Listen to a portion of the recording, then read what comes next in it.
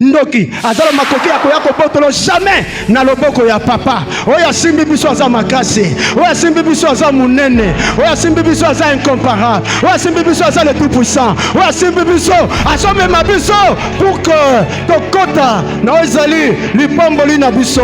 Yango David alobi, l'Éternel est mon berger, je ne manquerai de rien. Il me conduit près des eaux paisibles. Il me conduit sur sentier de la justice.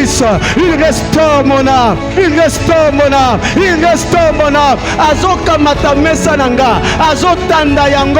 Liboso ya banguna. Banguna miso akofungwama. Basomon. Tata mwasi azawana miso akofungwama. Azomona ndenge nini nkolo. Azotandelanga. Na mesa azotia libala nanga. Na mesa azotia bomengo nanga. Na mesa azotia musala nanga. Na mesa azotia guérison nanga. Na mesa azotia succès nanga. Na mesa azotia bana nanga. Na mesa azotia lifamboli nanga. Misu ya kofungwama. Tout simplement parce que nazakati na Yesu. Si quelqu'un est en Christ, si tu es bien aimé lelo butu mobimba malobo ezongelani. Si quelqu'un est en Christ, si quelqu'un est en Christ, je te pose la question, est-ce que tu es en Christ? Bien aimé, tout ça va aventure te. Satan kobanga yo te parce que tu as des titres. Oh ngai et le blague loroté. Licence n'a pas Satan, le blague loroté. Nazo mona ba licencié, na ba diplôme ya minene, ya ba doctorat, mais Satana azobanga ta ba titre na bangote. Mais simple, quand tu peux certificat zoate, mais tellement aluki kozala na ngolo Yesu.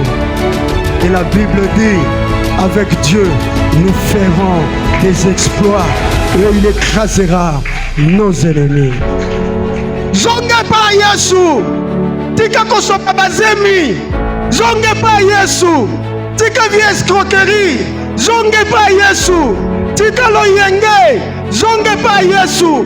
Sois en Jésus, sois en Jésus, sois en Jésus.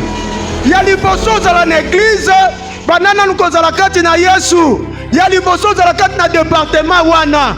Banana nukozala kati na Yesu. Sans Jésus, il n'y a pas la vie. Sans Jésus, il n'y a pas le bonheur. Sans Jésus, il n'y a pas d'élévation. Sans Jésus, il n'y a pas de succès. Sans Jésus, il n'y a pas d'épanouissement. Sans Jésus, il n'y a pas d'ouverture. Sans Jésus, il n'y a pas d'opportunité. Sans Jésus, il n'y a rien et rien.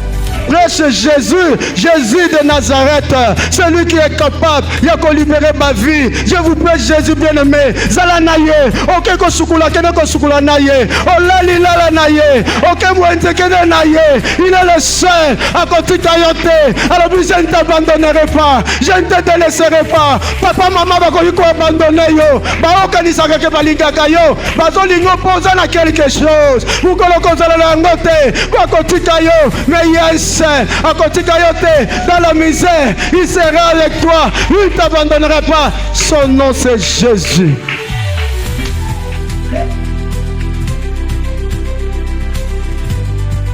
Le seul moyen qui s'abisso, le seul moyen, les agatans aux autres avec ce moment à passe.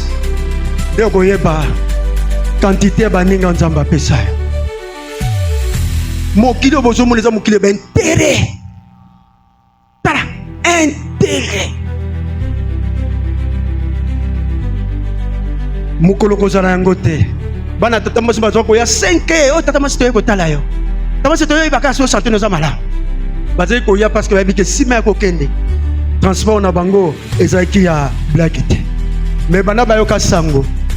O sala ki accident ke na sumu sala to teka kali susute. Ba mona na kapeli susute. Ngala kasa kokolo ba mele leki ya mutacha prépare na bonika bikatinaso. Déjeuner za biloko toliaka na tongo. Quand tout est clair, na mona clair. Dîner biloko toliaka na midi. Mais alobi na pokwa. Na akotika yote akozala na yo. Est-ce que koiko betele lombe mobali maboko makasi te? Est-ce que koiko betele maboko leki ya mutacha pembeli na yote?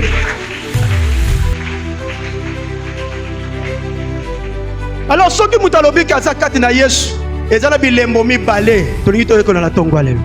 Il y a deux preuves. Oui, soki eza kati na yo te ce matin, c'est que tu n'es pas encore en Jésus. Je vais vous parler de deux choses. Moza kati na Yesu.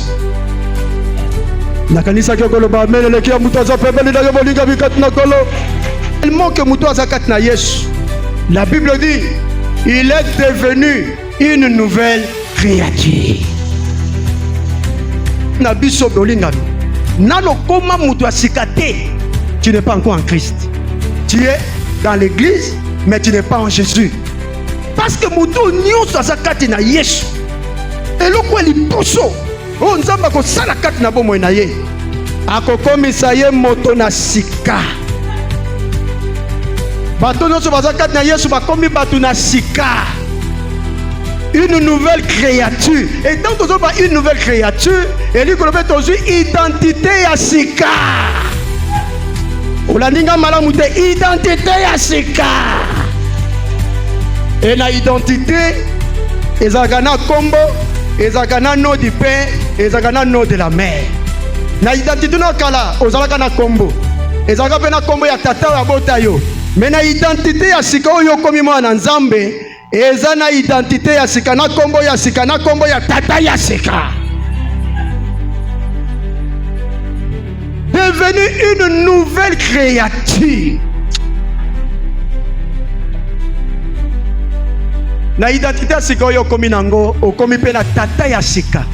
Malheureusement bato ebele kati na biso bakoma ko comparer nzambe na batata o bango bazalaka na bango. Lokola papa na bango azalaka irresponsable. Bazokanisa ke nzambe oyo tata komi aza pe irresponsable. Notre Dieu, c'est un père responsable. Tala, c'est un père responsable.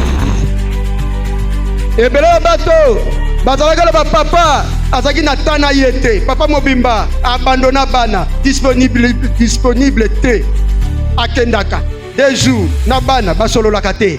Mais maintenant qu'on soit identité à sika, au comment une nouvelle créature, au comment na papa, au hasard disponible pour nayo. Alors puis vous me chercherez, vous me trouverez. Si vous me cherchez de tout votre cœur. Alors puis je ne t'abandonnerai pas, je ne te délaisserai jamais. C'est un bon papa bien-aimé dans le Seigneur. Nous avons un papa méchant. Ce qu'on dit film bazo boma mwana. Azobeta mwana ninga linga boma mwana. Alors ba mingi ba ye kati na vie chrétienne na likanisa ka sa nzambe aza très méchant. Non, la Bible dit, il est lent à la colère mais riche en bonté. Bola munaye le kaponayo. Bola munaye le kaponayo. Il est devenu une nouvelle créature. Vous pouvez s'en là, n'expliquer le comment très simple. Puis n'a eu changer l'explication de la précieuse.